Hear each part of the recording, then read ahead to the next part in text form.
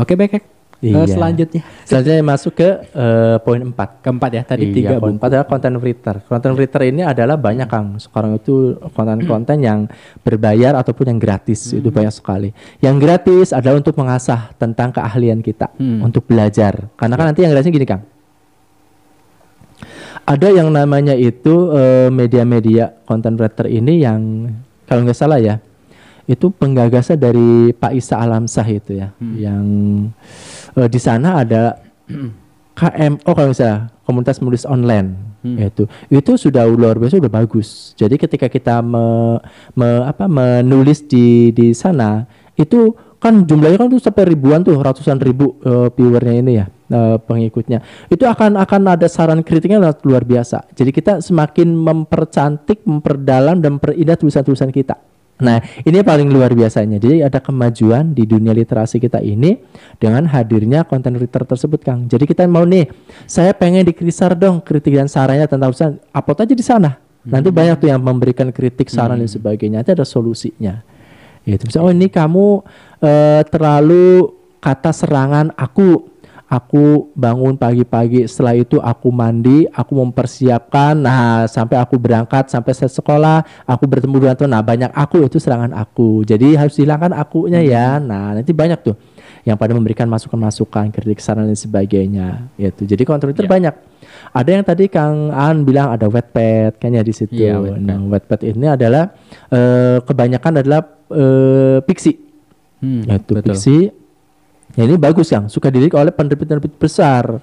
Penerbit mayor itu suka melirik ke sana. Atau perfilman juga PH-PH suka melirik ke sana. Kalau udah viewer udah banyak nih sampai ratusan ribu atau ada yang jutaan yang viewernya, yang membacanya, itu bisa diangkat menjadi sebuah film. Itu sangat luar biasa. Atau diterbitkan dalam sebuah buku. Ini sangat luar biasa. Jadi peluang kita menjadi orang terkenal, tenar itu ya gampang zaman sekarang itu. Asal kita mau aja. Iya, itu sudah tersedia kok Kang. Fasilitasnya sudah ada. Modalnya cuma modal handphone kan, itu yang luar biasa lah. Sekarang itu sudah nggak kayak zaman dulu saya. Kalau dulu zaman dulu saya itu tahun 97 itu 9697 itu kalau mau nulis ya kita harus sewa mesin tik. Itu ya mesin tik sewa dulu 200 rupiah per hari. Per jam. Oh per jam. Iya. Terus tahun 2008 itu baru saya mengenal komputer dengan 2 disket besar, disket kecil. Lot namanya itu apa ya dulu itu disketnya itu ya. Pokoknya dari ada Lotus, ada apa namanya, saya lupa lagi itu ya. Ya pokoknya kalau kita mau nyalain komputer itu dimasukkan dulu disket besar. Nanti kalau mau di save atau masukkan disket kecil, di save. Kalau sekarang flash disk mungkin itu seperti itu. Iya kalau dulu kan nggak boleh nge-save di komputer Kang. Itu akan terhapus karena memang kapasitasnya masih kecil, jadi tidak bisa nge-save banyak. Nah kalau sekarang udah enak.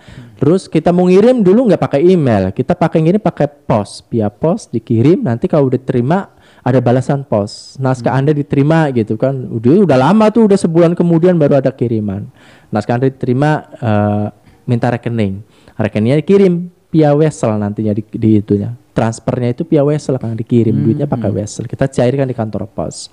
Itu zaman dulu, zaman sekarang udah enak di HP semua. Karena tangan semua kita ngetik di tangan. Klik, setengah jam jadi kirim melalui tangan. Jawabannya juga cepat, nggak lama-lama. Transfernya juga tinggal kirim nomor rekeningnya, udah transfer lagi, udah gampang. Soalnya itu udah tidak ada yang susah untuk zaman sekarang. Itu content creator. Nah, yang terakhir ini baru blog. Ini zaman dulu ngetrend blog Kang. Ngetrend. Saya pun sempat ngeblog dulu itu di tahun 2010-2011 itu saya ngeblog. Karena tuntutan kantor, tuntutan kerjaan, saya harus punya blog. Akhirnya saya bikin blog dan alhamdulillah dari blog itu baru dikenal kan, perusahaan saya yang dikenal karena kan saya atas nama perusahaan ya blognya itu. Dari mulai blog yang gratis sampai berbayar itu ada. Dan alhamdulillah tuh dari blog itu konten-konten kita tuh bagus lah ya, banyak yang suka gitu, banyak yang pada komentar dan sebagainya, banyak yang pada nelepon tentang apa yang kita tulis tentang buku dan karena memang sakutnya dengan literasi dengan buku. Jadi saya itu sudah mulai meringkas itu Masya Allah namanya apa yang meringkas satu buku. Nah ininya merangkum. Bukan merangkum kan namanya. Resensi ya, meresensi buku itu. Jadi satu buku kita diresensi, nanti dari resensi itu feedbacknya itu banyak Kang. Dia semakin penasaran dan resensinya kita buat. Yang itu yang dibuat di blog ya? Iya, kalau saya kan rata-rata resensi buku. Enggak, kalau saya kan emang karena blog saya ada blog untuk jualan buku, jadi saya resensi buku. Tapi kalau blog yang lain banyak kan, ada tentang kesehatan, tentang bola, tentang hobi dan sebagainya banyak. Tapi karena berhubung saya itu diamanahin ada tentang ini, blognya itu untuk iklan, untuk bisnis, ya saya resensi kebanyakan itu cover, nanti resensinya buku tersebut dan sebagainya. Nanti ada beberapa bagian-bagian tips dari buku itu itu ditulis di sana. Jadi saya dulu bermain di blog dari mulai blogspot sampai yang .com berbayar itu karena dari perusahaan. Nah, saya bermain di sana setelah 2 tahun tuh di blog itu. Alhamdulillah Kang, itu dari pengalaman sangat luar biasa. Sekarang saya udah tidak ngeblog lagi. Itu saya tidak ngeblog lagi karena terlalu banyak content writer media-media seperti itu akhirnya menyita waktu bagi diri saya. Itu Kang, mungkin kalau sebuah perusahaan kayak enak, kamu saya bayar khusus ngurus blog 1 orang, jadi kan kerjanya blog tuh dari jam 8 sampai jam 5 sore kan, ngeblog aja setiap hari. Kamu bagiannya promosi komunikasi melalui medianya, silakan mau pakai Shopee, mau pakai Bukalapak, mau pakai apalah macam-macam itu silakan. Nah, itu yang amanahnya. Kamu adalah bagiannya itu khusus marketing. Jalurnya jalur offline misalkan, kerja itu kerjanya gitu aja, ngeliling aja kemana-mana, muter-muter gitu, ke kampus-kampus, ke sekolah dan sebagainya. Nah, jadi kalau media yang ini bisa berpandangan kita itu ada 5 yang ini menurut saya pribadi untuk zaman milenial itu sangat mudah lah. Ya. Mungkin kalau angkatan Kang Aan zaman dulu masih rada sulit ya. Atau udah mudah. Tahun berapa? 90-an ya SMA. SMA 2000-an. Oh, 2000-an berarti udah ini dong, komputer udah ada. Sudah mudah dijangkau ya. Udah terjangkau sih. Iya, beda dengan 2000 ke bawah kan itu masih primitif. Primitif tidak Kang, jadi ya.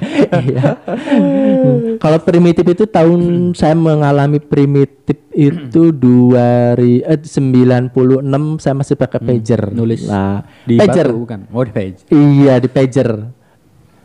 Udah tahu pager? Pager. Kalau itu di pager. Saya mengalami pager itu 1 tahun. Saya mengalami di itu tahun 95-an masih SMP. Itu kayak gimana sih pager Kang? Kayak gimana pager? Pager itu semacam sebesar remote TV setengahnya. Nanti suka disimpan di pinggang. Nanti kalau ada yang bunyi pesan hanya 5 SMS, tapi tidak bisa balas SMS. HP. Bukan HP. Jadi hanya mesin penerima pesan, tapi tidak bisa mengirim pesan. Kalau kita mau balas pesan, kita harus cari telepon umum. Kayak begini, seperti yang kita seperti ya. Itu. Oh, kayak gini. Nanti kalau kita mau ngirim pesan, sobat nubar yang belum tahu, nah bisa dicek operator, tolong ya operator. Pager ya, kayak begini ya. Jadi nanti kalau kita mau ngirim pesan nih, pesan masuk ke kita. Nah, kita mau balas pesan, kita harus nyari telepon umum. Kok telepon umum? Iya, karena kita kan teleponnya kan ke kantor pusat. Nanti kita ini tolong sampaikan ke namanya ini, nanti sore kita janjian jam sekian, saya tunggu di sini gitu. Baru nanti dikirim. Nyampe ke si penerima. Nanti kalau dia pengen bahas dia nyari telepon, lari lagi tuh Kang, nyari telepon umum lagi gitu. Itu pager. Itu ada baterai atau dicas itu Kang? Pakai baterai. Kalau saya pakai baterai yang kecil tuh ya. Pakai dulu itu zaman cas-casnya itu masih ini. Masih nggak ada lah gitu ya. Berapaan dulu Kang? Dulu harganya mahal Kang, 25.000. 25.000 ya tahun 95-an itu Kang. Sebelum krisis. Sekarang masih ada nggak ya? Coba nanti cek di Shopee. Ada mungkin Kang ya, tapi nggak bisa dipakai, hanya untuk untuk kenangan. Buat ini dimuseumkan ya pager. Nah, ini medianya Kang, media pakai pager. Terus saya sempat bermain Telegram. Kalau saya zaman dulu masih suka nulis surat Kang. Jadi kalau waktu SD 90-an kan orang tua merantau kan di Jakarta. Kalau saya mau pengen dibeliin apa, ya udah tulis di surat, ntar ditipin ke orang yang mau berangkat ke Jakarta. Kayak gitu. Oh, jadi pakai via surat. Ya surat, saya nulis tangan biasanya. Bu, emak minta beliin jersey bola. Udah ntar dibawa pulang sama tetangga yang ke Jakarta, dikasih ke mak. nanti ada orang pulang ada orang yang dititipin. dititipin biasanya seperti itu sih. Banyak kan seperti itu. Berarti tingkat kepercayaan masih tinggi ya zaman dulu tuh ya, masih amanah lah orang-orang ya. Iya. Masih ingat banget tuh dulu. Jadi saya ya pakai surat sama ada foto, duluan ada gambar bola. Saya minta jersey, saya tempel di situ, minta jersey seperti ini. Ini dibeliin. Luar biasa ya. Iya. Nah, saya sempat bermain Telegram. Itu dulu tahun 94 95 saya SMP saya Telegram. Telegram kan sekarang juga ada kan? Kalau sekarang kan Telegram kan Telegram media, kalau dulu kan pakainya surat. Oh, surat. Iya, jadi kita kalau main Telegram itu kita ke wartel. Nah, Telegram Warung telepon itu ya. Oh, warung telepon. Kita ke wartel, nanti kita ngomong ke wartel, Pak tolong pesan, misalkan saya nanti tahun depan bulan ini saya akan pulang kampung, tolong sediakan apa. Nah nanti telegram ini lebih cepat dibanding pos. Kayak seperti ini ya tampilannya. Iya itu Kang, jadi ada kata-kata singkat itu. Jadi Telegram, saya bermain ini, saya kalau nggak salah saya masih punya deh ini arsip-arsip Telegram ini. Jadi saya telegraman sama orang Jakarta, sama orang Bandung, sama orang Jawa, dan saya telegraman itu tahun ya sekitar gitulah. 99 saya masih main Telegram itu Kang. Jadi alhamdulillah saya itu udah nggak gaptek itu zaman itu ya. Karena teknologinya memang masih seperti itu. Terus zamannya Tamagotchi saya juga ikut Tamagotchi karena saya udah punya penghasilan sendiri Kang.